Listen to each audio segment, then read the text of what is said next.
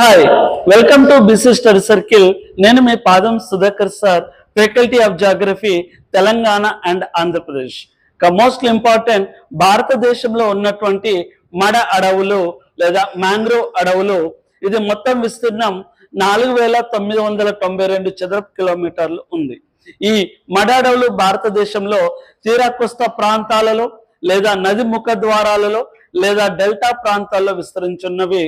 మరి మడ అడవుల్లో పెరుగుతున్నటువంటి వృక్షాలు మడ, సుందరి, పొన్న, రైజోపోరా అనే వృక్షాలు పెరుగుతున్నవి.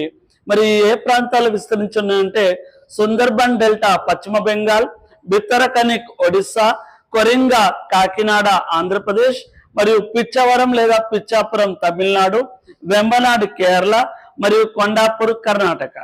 Thank you.